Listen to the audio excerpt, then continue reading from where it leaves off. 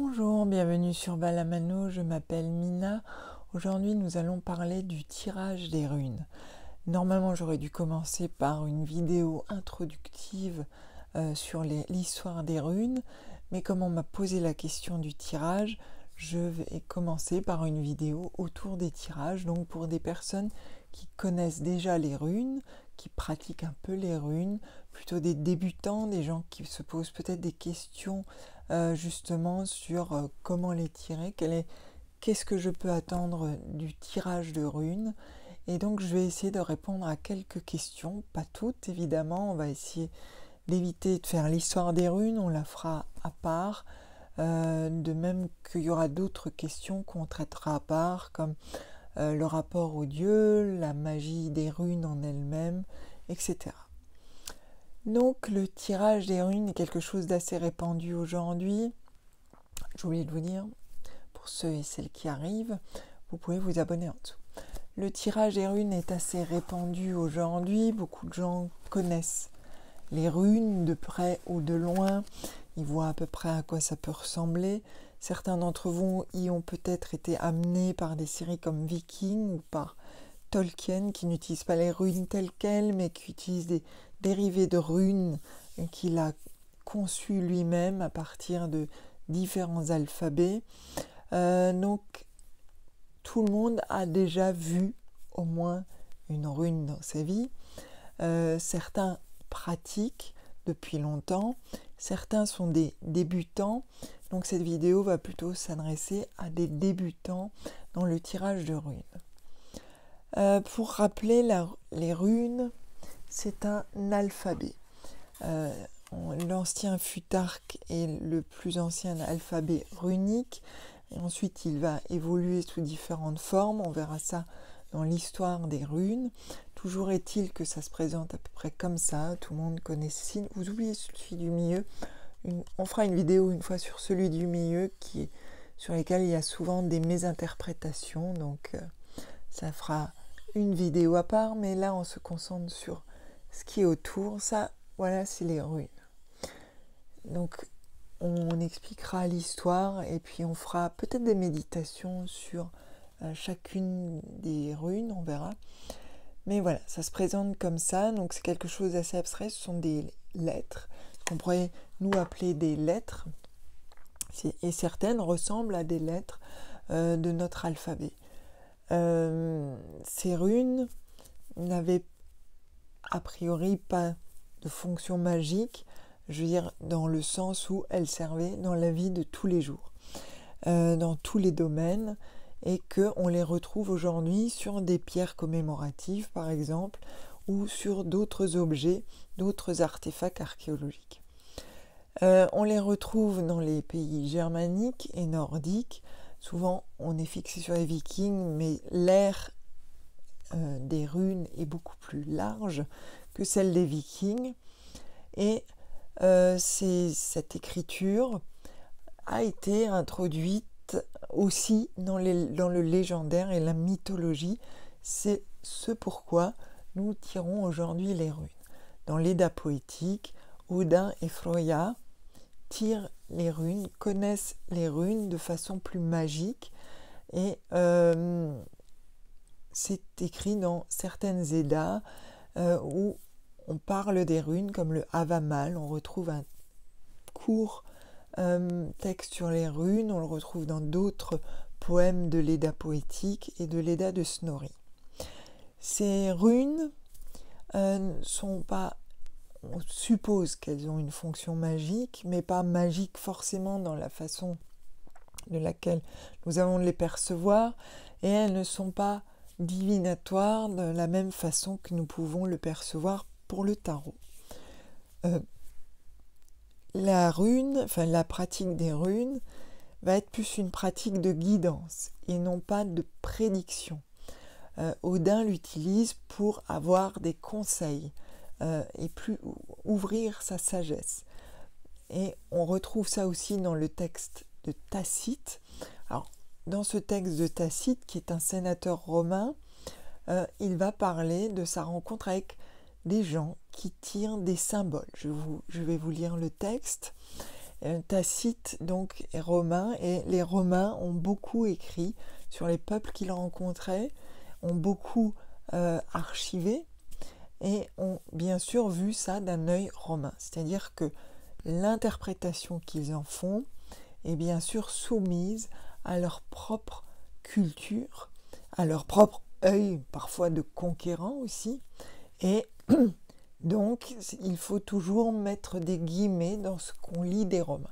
Ça nous apprend bien sûr des choses, mais certaines choses, il faut absolument se souvenir du contexte, sont certainement interprétées à l'aune de leur propre croyance ou de leur propre contexte social. Donc Tacite dans Germania dit que ceux qu'on vient consulter, on appelle souvent des volva ou des valas, ils coupent des bandes de noisetier, les découpent en lamelles, inscrivent un signe sur chaque lamelle et les lancent sur un linge blanc. Ensuite, ils adressent une prière aux divinités. L'officiant regarde en l'air et tire 3 lamelles au hasard, lit la signification et suivant le résultat, l'action peut avoir lieu ou non. Donc déjà, dans ce texte tiré de Germania, on ne sait pas si Tacite nous parle effectivement des runes du Futarque, parce qu'il parle de signes, donc c'est très flou, ça pourrait être n'importe quel signe. Il existe d'autres types de runes plus modernes, comme les runes de sorcières, que je vais vous montrer, qui sont beaucoup moins nombreuses. Voilà, ça c'est un jeu de runes de sorcières. Elles sont moins nombreuses, mais on retrouve des symboliques. Ici, vous avez un vol d'oiseau. Ça, c'est la rune qui pourrait se rapprocher de Agalaz. Elle est assez mauvaise, celle-là. Des flèches entrecroisées, une lune. Donc ça, c'est aussi des symboles que l'on peut jeter pour avoir une réponse. J'en ai oublié une dans le sac, et qui se range aussi dans un petit sac et que vous pouvez aussi fabriquer vous-même. Donc là, dans le texte de Tacite, par contre, ce qui est intéressant, c'est de voir la méthode de tirage qui est de jeter ces petites lamelles gravées sur un linge blanc. Aujourd'hui, quand on a des runes, vous pouvez les fabriquer vous-même. Alors, si on suit Tacite, on va choisir du noisetier pour les créer nous-mêmes. Vous pouvez pyrograver dessus ou peindre les symboles dessus. Ça, c'est selon votre choix. Vous pouvez bien sûr choisir un autre bois suivant ce que vous voulez en faire. Chaque essence de bois est dédiée à autre chose, à des correspondances avec d'autres choses. Donc, c'est vraiment à vous de voir. Et vous pouvez vraiment créer votre propre jeu de runes. Ensuite, vous pouvez fabriquer une pochette. Alors la mienne, c'est pas une pochette fabriquée, c'est une pochette de récup. Mais je vais leur fabriquer une pochette dans pas longtemps. Je suis pas douée en couture, donc j'ai pris une pochette que j'avais. Et donc dans cette pochette, vous pouvez mettre vos runes. Bien sûr, il faut demander aux divinités ou à vos guides de guider à la fois votre main et de demander au horloge, au destin et aux nornes. Les nornes, on verra dans une vidéo différente, ce sont des déesses du destin, des fileuses. On retrouve cette thématique dans de nombreuses mythologies différentes. On verra ça quand on en parle. Et elles sont souvent liées à Frigg aussi, qui est une fileuse aussi et qui est la déesse femme de Odin. On parlera tout ça quand je vous expliquerai qui sont les nornes plus spécifiquement par rapport aux runes. C'est pour ça que je vous dis que c'est un peu décalé de faire cette vidéo avant les autres, mais bon, c'est comme ça. Donc si vous avez vos runes, déjà, on va considérer que vous avez déjà lu sur les runes, que vous avez une certaine connaissance de leur signification et que vous avez envie de vous lancer dans les tirages. Déjà, vous pouvez donc demander aux divinités de vous accorder un moment pour répondre à votre question. N'oubliez pas que ça sera un conseil plus que de la prédiction. Donc, voyez vraiment les runes pour de la guidance. Vous pouvez tirer quotidiennement une rune. Par exemple, moi là je viens de tirer Otala, qui est une rune intéressante, je viens de tirer un fil avec. Et elle est à l'endroit. Alors certaines runes sont réversibles, d'autres non. Celle-ci peut être réversible, là je l'ai tirée à l'endroit. Et donc vous pouvez interpréter quotidiennement un petit conseil pour le jour. Ça vous mettra aussi dans la tête la signification des runes au fur et à mesure. L'autre système simple, c'est 3 runes. Alors il y a 2 façons d'utiliser ces 3 runes. Pareil, vous les mettez dans votre petit sac, vous demandez aux divinités, aux guides de bien vouloir répondre à votre question. Si vous tirez ces 3 runes, vous pouvez répondre oui, non ou peut-être à une question simple. Comment? Si une rune est à l'envers sur les 3, c'est peut-être. Si 2 runes est à l'envers sur les 3, c'est probablement non. Si les 3 sont à l'envers, c'est non. Et de même que si toutes les runes sont à l'endroit, c'est oui. Donc ça, c'est une première façon de poser des questions. Et ensuite, il y a tout simplement le tirage à 3 runes. Alors certains disent passé, présent, futur, étant donné que c'est un conseil, on peut faire passé, présent, futur, mais je verrais ça plutôt comme un mix des 3 et de voir les correspondances entre les 3 runes, aussi s'il y en a à l'envers ou pas. Et ça vous permettra de définir un conseil. Donc il faut bien poser votre question. Une question bien posée donne toujours une réponse bien amenée. Et bien sûr, après, remercier les dieux. Il existe d'autres tirages. Vous pouvez utiliser des étalements faits pour le tarot, pour la guidance au tarot. Moi, je n'y vois pas de problème. Parce que souvent ils sont plutôt bien faits, ça vous permet de construire votre réponse. Donc je ne vois pas de problème à utiliser des étalements prévus pour le tarot si c'est pour de la guidance. Le côté des magiques des runes, on l'abordera à part, notamment avec les runes liées, etc. On va continuer sur le pur tirage. Donc quand vous avez tiré ces runes, en tirant de votre sac, il y a une autre façon qui est de tirer sur un tapis. Là, Tacite parle d'un lin blanc. Moi, je fais ça sur une peau de lapin, sourcée éthiquement. C'est pas très vegan, mais voilà. Donc voilà ma peau de lapin pour tirer les runes. Vous avez ici Sleipnir, le cheval d'Odin. Et pourquoi Sleipnir? Parce que Sleipnir est un cheval psychopompe, il peut passer entre les mondes, et donc cette partie me sert à tirer les runes quand je veux un conseil de mes ancêtres. Cette partie-là, avec ce symbole dont je vous reparlerai, qui est le virne, est dédiée au tirage des runes plus général, pour par exemple des guidances collectives.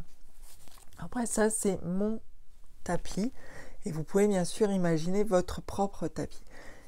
Ce qui est bien avec les runes, c'est d'organiser son tapis de tirage en ayant en tête qu'il doit avoir une signification pour vous dans le placement des runes, parce que vous allez lancer les runes.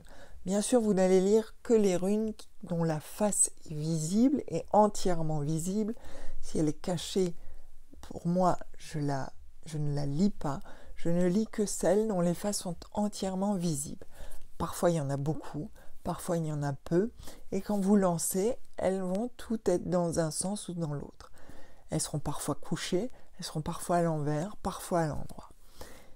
Moi, j'ai l'habitude, sur cette partie-là, de faire une gradation, que les plus importantes vont être ici et les moins importantes ici.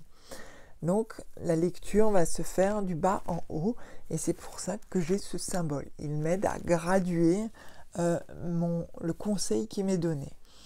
C'est ma méthode, et de même que je lis les runes suivant leur position. Si elle n'est pas complètement à l'envers, ça veut probablement dire quelque chose. Donc on est dans un entre-deux. On n'est ni à l'envers ni à l'endroit. C'est une forme de neutralité qu'il faut prendre en compte. Si elle est vraiment à l'envers, vous allez la lire à l'envers. Si c'est une rune qui ne se retourne pas, il en existe, vous n'allez pas vous allez justement devoir faire appel plus à votre intuition, parce que même une rune qui ne se retourne pas peut avoir une signification inverse de la première. Je ne sais pas si c'est très clair cette phrase, on va dire que oui. Donc il faut quand même vous fier aussi à l'intuition, et c'est pour ça qu'il faut bien connaître les runes, commencer à bien les intégrer. C'est pour ça que le tirage sur le tapis, je ne vous le conseille pas au départ. Je vous conseille de tirer dans le sac 2, 3, 4 et de monter de plus en plus vos nombres de runes afin de les intégrer le mieux possible. Après, pour la question de l'intégration des runes et de la façon de les apprendre, il y a différentes méthodes et je vous proposerai une vidéo à ce sujet-là. Je vous expliquerai comment intégrer les runes, comment les apprendre et comment les retenir. Ce que vous pouvez faire d'ores et déjà, c'est faire votre propre jeu de runes. Ça vous permettra de connaître chaque forme de rune et en même temps, chaque fois que vous faites une rune, vous pouvez aller lire dans des livres, il y en a des très bien sur les runes, je vous mettrai une petite bibliographie en dessous et aller voir justement les correspondances avec ces runes.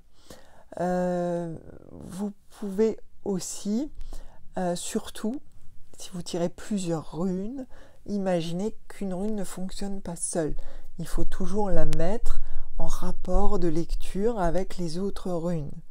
C'est-à-dire qu'il faut globaliser la lecture. C'est un peu comme les tarots. Une carte veut dire une chose seule, mais à côté d'une autre, elle va probablement vouloir dire autre chose. Et c'est pour ça que, par exemple, sur le tapis de runes, ça me permet une lecture graduée et une lecture construite du conseil qu'on me donne. Pareil, si vous tirez les 3 runes pour commencer, il faut lire dans sa globalité. Essayez d'en lire la globalité et non pas une rune après l'autre. Ça ne voudrait rien dire. Il faut réussir à lier les 3 pour avoir une réponse correcte. C'est comme un peu les guidances collectives. Je vous invite à voir la vidéo sur les guidances collectives sur les tarots. Il faut globaliser la réponse.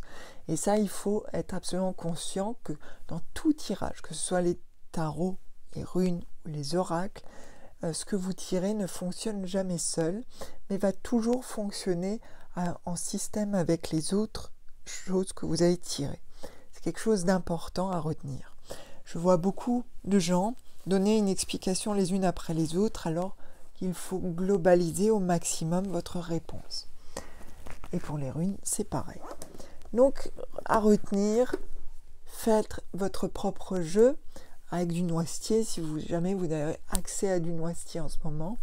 Sinon, vous pouvez faire votre jeu aussi sur des cailloux. Moi, je ne suis pas très fan des pierres. Je trouve ça trop froid, mais c'est tout à fait personnel. Je sais que certaines d'entre vous préféreront peut-être le minéral au bois. C'est vraiment... Il faut en fait que vous les ressentiez.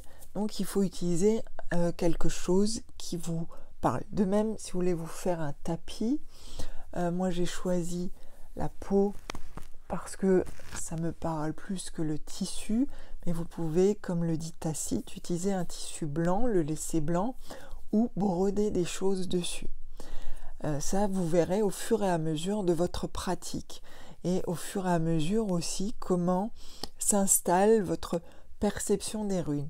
Je crois que la perception des runes ou des tarots est vraiment propre à chacun et à chaque officiant.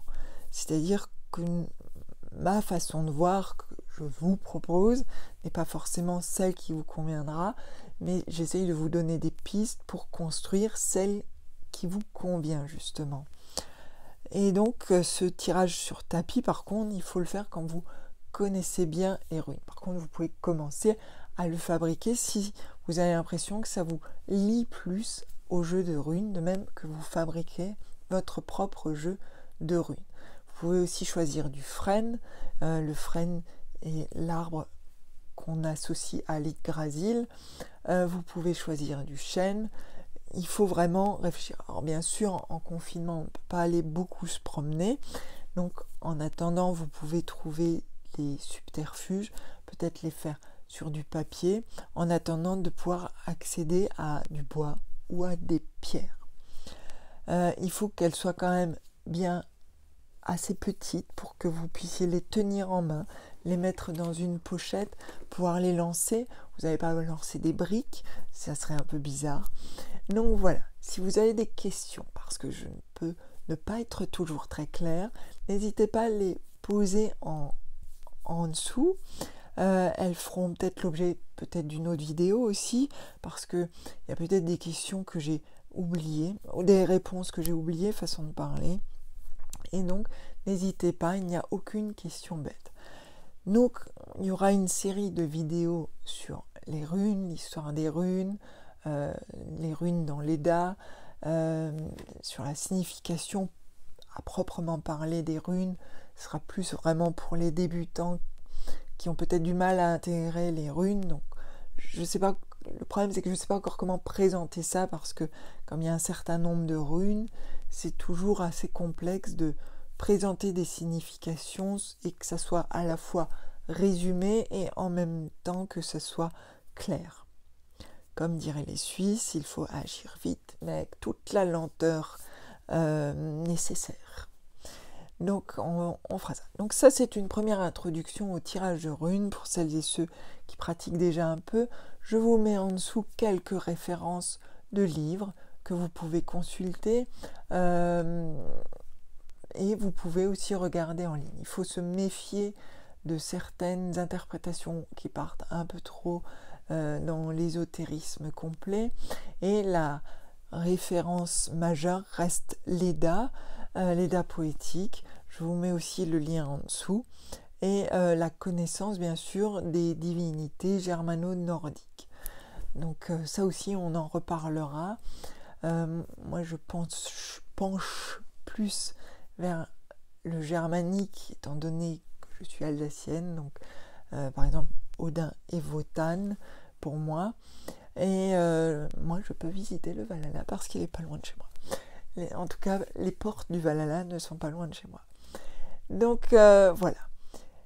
D'ici là, je vous dis à bientôt. N'hésitez pas à poser les questions que vous voulez poser. Restez, protégez-vous, les gestes barrières, tout ça, blabla. Ceux et celles qui sortent et qui sont obligés de sortir, je vous souhaite un bon courage et je vous dis à bientôt. Vous pouvez vous abonner en dessous et vous pouvez aussi me retrouver sur Instagram sur @vala.mano. Merci.